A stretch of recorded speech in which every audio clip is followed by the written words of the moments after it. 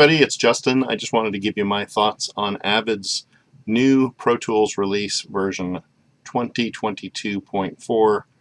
Today's date is May 8th, 2022 as I'm recording this.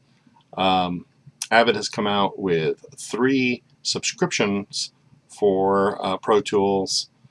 They're labeled Artist, Studio, and Flex.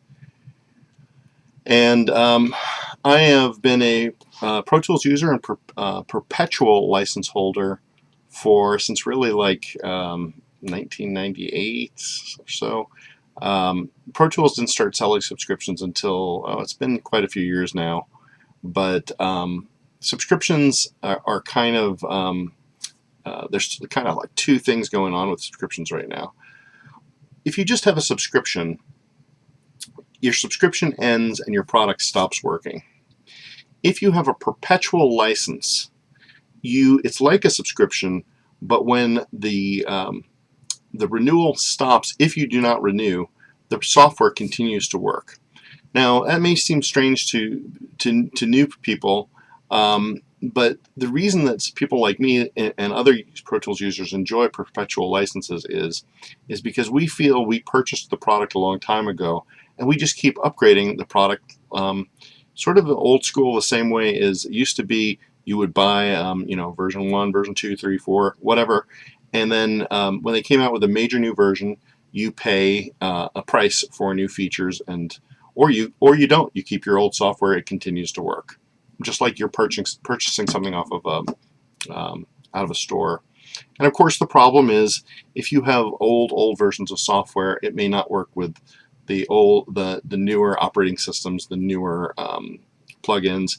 Things eventually will start to fail as the software gets older. So there is a need to continually update software. And there are many softwares out there, digital audio workstation softwares. I'm a big fan of Studio One Plus, or Professional, Studio One Professional by Presonus, which is sold that way. You get, with Studio One Professional, you get to use it on up to 5 computers, and you pay one price per major feature version, which is usually, I think it's probably around $300 or $400 for the Pro version. You get a whole lot of value for that. And then if they come out with version, you'll get free bug updates and free updates right up until they come out with a new major version, and then you'll pay a modest upgrade fee to get to that new version. Great. And that's, by the way, I think really how people really like using this type of software. With Pro Tools, though, you're held to a yearly or monthly subscription fee, or you pay for the perpetual license fee and you get to continually upgrade. Once again, if you're with a perpetual, if your license ends or you choose not to renew, your software continues to work. If you're on a subscription plan, however, and your subscription ends, your software stops working. That could be really bad if you need your software to work and you let your subscription lapse. Anyway, I don't particularly have a problem with subscriptions. I have a couple of subscriptions that I use. One of them is Slate. Slate charges $150 a year, and they continually add value. They're always adding great plugins, great new things to it that really make me want to continue to pay that subscription fee, and it's a reasonable fee. I don't like to have a lot of subscriptions. In our lives right now with streaming services, we have so many subscriptions, they're kind of a pain to keep them up. But if I am going to pay for a subscription, I want it to be something that seems like a reasonable price. Okay, so let's zoom out and go back to what Pro Tools is offering: Artist, Studio, and Flex. So, unlike most other DAWs, really, I can't think of any DAWs. There might be some out there, but what Pro Tools is really doing is they're limiting some of the plugins, and they're limiting some of the tracks, the number of tracks that you can have, which to me just seems absurd. I mean, so if with Artist you get 32 tracks, you can do up to 16 simultaneous tracks in a recording, and for most people, certainly not all, but most people who are recording, let's say you were recording a full band, which I've done here in my studio. In my case, the most number of tracks that I would record if I had a full band in my studio, so far it's been about maybe 20 to 30 tracks. So 16 is a little bit shy. I could probably get by with it, but 16 simultaneous tracks probably isn't enough for a lot of folks. And it's just kind of dumb. I mean, why limit that? Then there's the studio version. With that, you get pretty much as many tracks as you would need, which is, I think they say 512 tracks, 1,000 MIDI tracks. You can do 64 simultaneous tracks, more than I would ever need. And then you've got that, and you get their full plugin bundle, which is great. Except that their plugins, most of them, except for the Groove Cell and Synth Cell, which is 2 new plugins they came out with. The first 2 new plugins they've really come out with in, I don't know, 5 to 7 years. Okay, great. We got a couple of new plugins, and then there's the Flex version of the subscription, and that is, oh, by the way, I didn't tell you, this studio version, if you're going to subscription, that's going to cost you $30 a month. If you're on the artist, the beginning, that's $10 a month, or $100 a year. So it's $100 a year, or $300 a year, or the Flex version, which is $99 a month, or $1,000 a year. Now, by the way, with the Flex version, the high-end version, you get even more tracks, more than you would ever need. So it's kind of ridiculous. But now here's where it gets really interesting. Pro Tools put out their HD and HDX hardware. And their hardware will only work with a version of Pro Tools that comes with Flex, which is called Pro Tools Ultimate.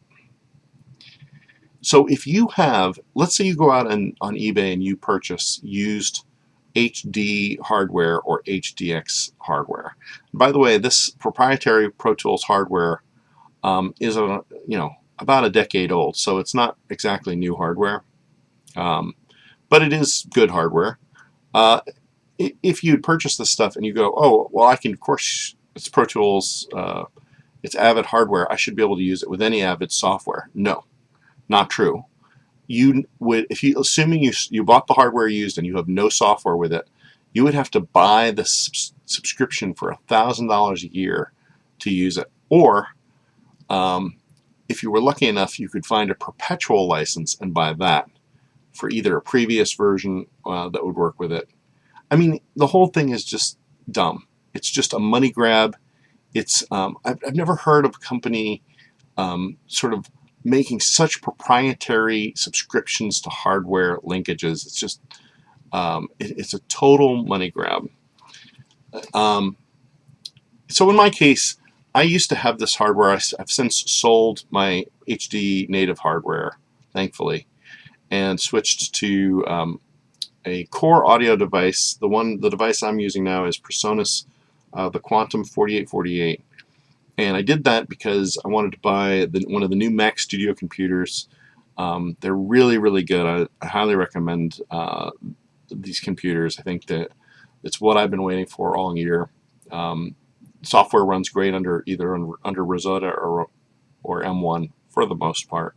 It's not 100% perfect. There are sort of a few bugs being worked out, but overall it's a huge improvement over old Macs that you might be using. Very, very good. Core audio works great.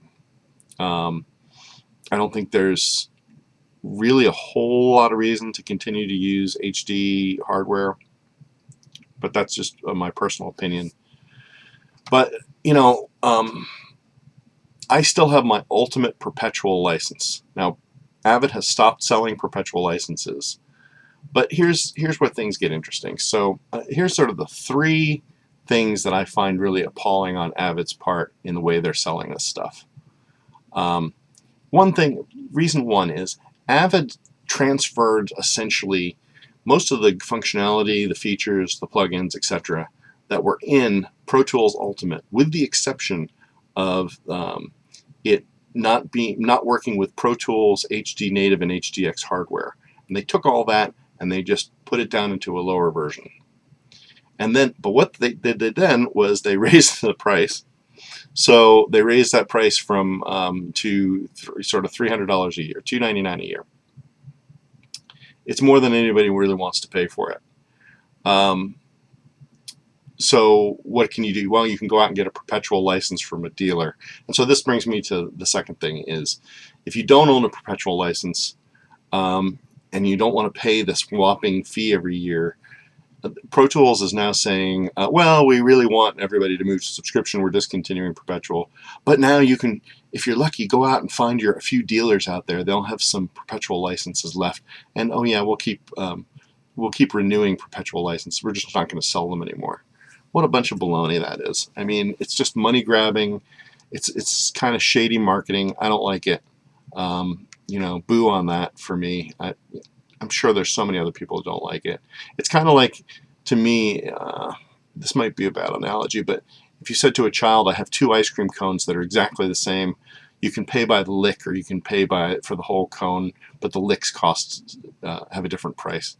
You know, it makes no sense the way they're doing this. And then, you know, the biggest one point that's been made over and over is Avid hasn't innovated. They've, you know, if their subscriptions need to have value added to them, they need to constantly be doing new plugins, new features. If you look at products like Studio One or just came out with new versions of Nuendo and Cubase, or Logic, or any of the other DAWs, they've come out with so many really useful, really cool features, really innovative stuff, stuff that people can get excited about. And Avid just sits there milking the same software that they've been putting out for years, and all they do is sort of fix a few bugs here and there. I'm happy to report that Pro Tools does work well on the new M1 platform, either under Rosetta or it's not there. Essentially, it does work only under Rosetta as of this video. I'm sure they'll come out with M1 compatibility at some point in the future, but frankly, they're late to the game with that too. A lot of other makers have come out with M1 already, and where's Avid for the subscription money, the perpetual license money that we've been paying them? We just have gotten nothing. So this has been kind of a long video. I hope that a lot of this makes sense to people, but I honestly think you know, Pro Tools has a lot going for it. It's not a bad workstation software for you to use, but I enjoy using it. But honestly, Avid has just done a pretty poor job of repackaging, rebadging, and selling the same thing at higher prices, and making a lot of angry customers. So that'll be it for me, and let me know what you think in the comments. Take care, everybody.